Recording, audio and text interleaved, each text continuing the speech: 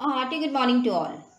From our Oxford Reading Circle coursebook, in page number 42, we have lesson 5, Great Expectations. Students, before inaugurating the story, let us talk about the author. The story, Great Expectations, is authorized by Charles Dickens. The full name of Charles Dickens is Charles John Haffon Dickens. He was an English writer and critic. He created some of the world's best known fictional characters and is regarded by many as the greatest novelist of the Victorian era. By the 20th century, critics and scholars had recognized him as a literary genius. His novels and short stories are widely read today. Charles Dickens was born on 7th February 1812 in Landport, Hampshire, England, and died on 9th June 1870 at the age of 58 in Higham, Kent, England. Some of the notable books of Charles Dickens are The Pickwick Papers, Oliver Twist, Nicholas Nickleby, A Christmas Carol, David Copperfield, Bleak House, Little Dorrit, A Tale of Two Cities, Hard Times, Great Expectations, and so on. Students, Great Expectations is a novel which has 59 chapters, and our lesson 5 is the first chapter of it. The chapter title can be given in the graveyard. This lesson marks the beginning of Charles Dickens' classic novel Great Expectations. It narrates the story of a child from a young boy to a grown-up man. In this lesson, we come across an unforgettable incident from the child's childhood that has a lasting impact on his life. Students, can you think of some incidents that happened to you very early in your life that you never forget it? It could be a person you meet, a place you visit, or something tragic that happens to you. How did it affect you? Would you remember it once you have grown up? If yes, you can share your unforgettable incident of your childhood in the comment box. The setting of the story, Great Expectations, is an English village in the graveyard. Students, let's talk about the characters of this lesson. There are only two characters in this lesson. First is Pip, who is the first person narrator, and second is a man who is a convict, whose name is not mentioned in this lesson. Now, let me introduce the lesson to you. In Great Expectations, Pip is an orphan who lives in a village with his elder sister and her blacksmith husband. The village setting limits his experiences and knowledge of the world as he is not exposed to life and people of the city. His elder sister is like a mother to him, whereas his brother-in-law is like a friend. As his brother-in-law is a blacksmith, Pip also has some knowledge of the profession and its tools. Pip's encounter with the convict is also brought about in this story. The dark evening in the graveyard is the perfect setting for a frightening encounter with a dangerous man and creates the right mood to create fear in both Pip and the reader. The fact that the episode takes place is a marshy area makes it possible for the convict to appear covered in mud and look even scarier. It helps us to see that without his parents to care for him, Pip is exposed to danger. Therefore, he has no alternative but to comply with the orders of the convict. Students, let's step into the lesson. Welcome back to the story Great Expectations, authorized by Charles Dickens. Pip, an infant, was named Philip Pirrip. Philip was his Christian name and Pirrip being his father's family name. Philip was his first name and Pirrip was his last name. So, he was named Philip Pirrip. But Due to his infancy, he could not pronounce his name. He used to say Pip, and later people also called him Pip. Pip was living with his elder sister Mrs. Joe Gabbery and his brother-in-law Joe Gabbery. His sister didn't care for Pip too much, but his brother-in-law loved him and treated him as his friend. They belonged to a low society. Today, Pip remembered his parents and went to meet them in the graveyard. He had not seen them since childhood. Observing the tomb of his father, Pip imagined that his father was a square, stout, dark man with curly black hair. And for his mother, he drew a childish conclusion that she was freckled and sickly. Next, beside his parents' grave, there were 5 little graves arranged in a neat row. Those 5 graves were of Pip's brothers. Pip's brothers were respectively named Alexander, Bartholomew, Abraham, Tobias, and Roger. All had left him alone in this world. Now come to the landscape. The land was marshy and bleak. The sea was about 20 miles from that area.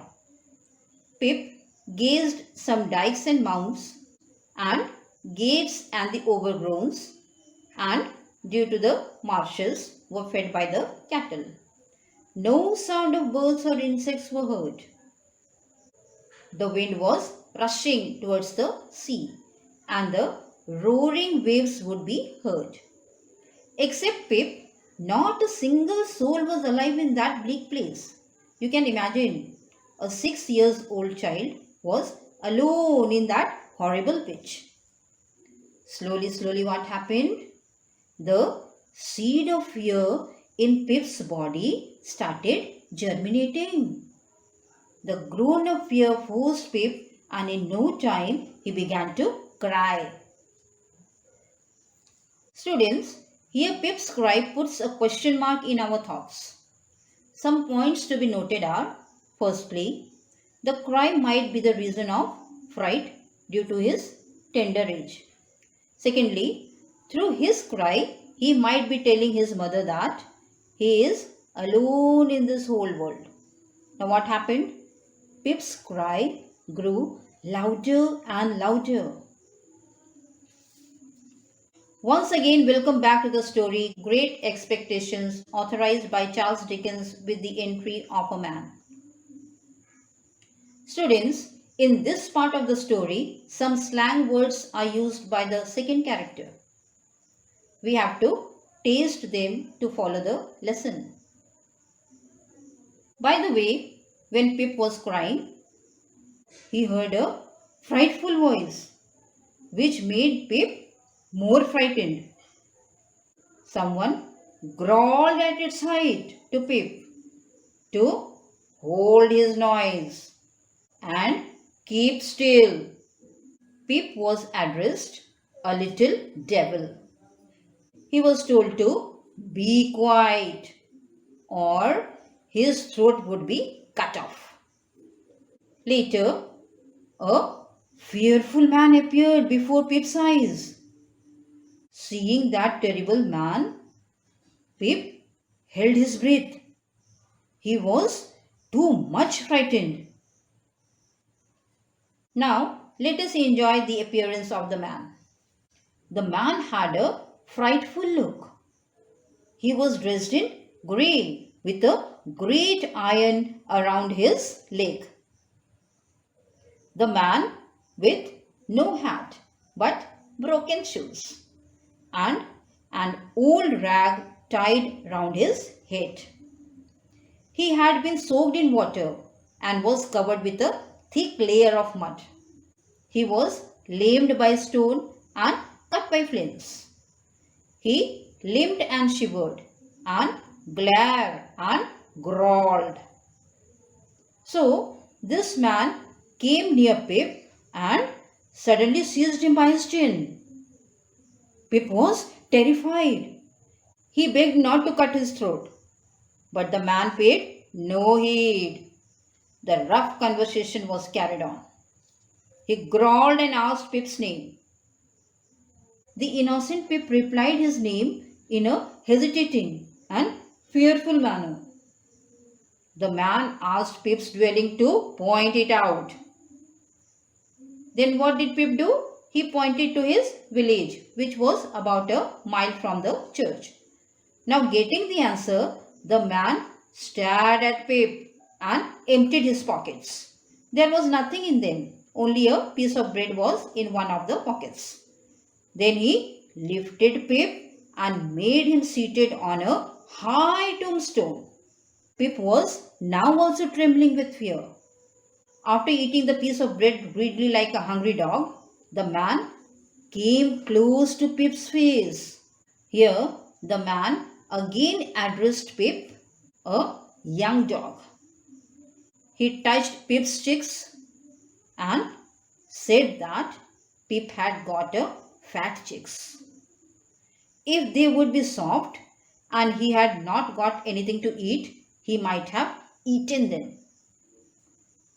Then the man asked roughly where Pip's mother was. The frightened child suddenly replied that she was there. The muddy man was thrilled. He made a short run and then stopped and looked over his shoulder. He thought Pip's mother was somewhere close by. Then Pip pointed at his mother's tomb. Now the man learned the first point, that Pip was an orphan.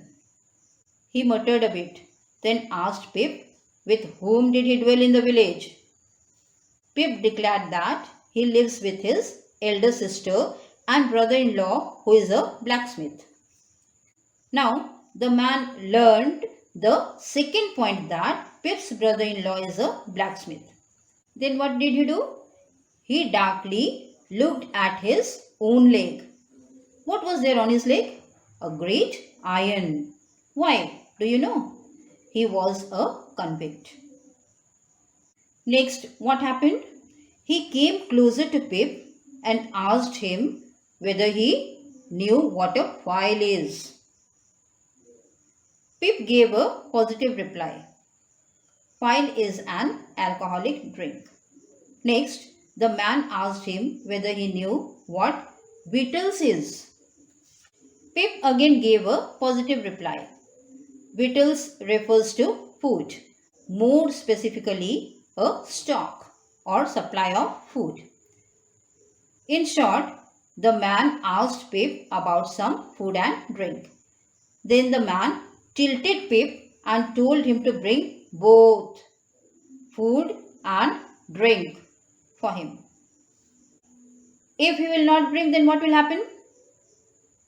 Pip's heart and liver would be taken out from his body. Like this, he compelled Pip to bring some food supplies for him. After a pause, the man started bullying Pip. He said to Pip, anyhow he had to bring a file and victuals for him. Not few, but a lot, so that he can enjoy warmly.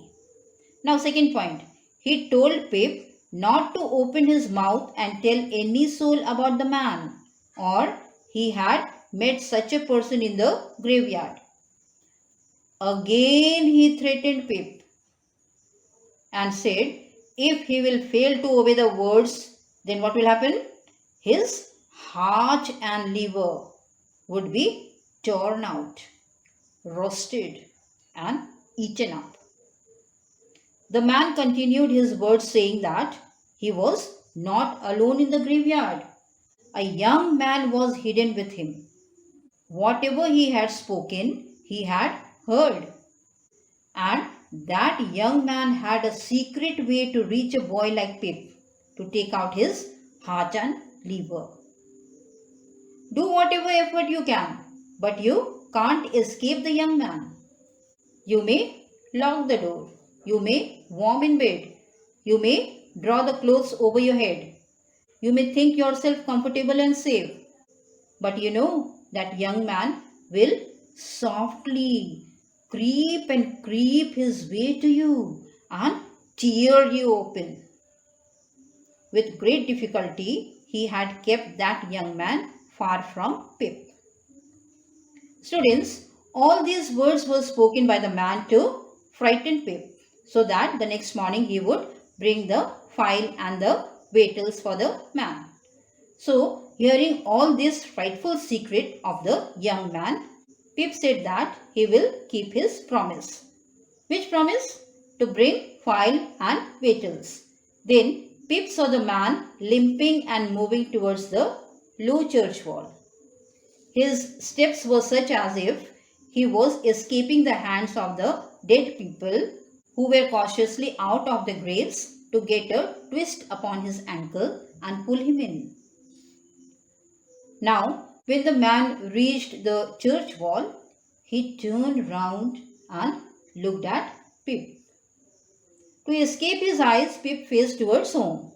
A few minutes later, Pip turned to have a look of the man.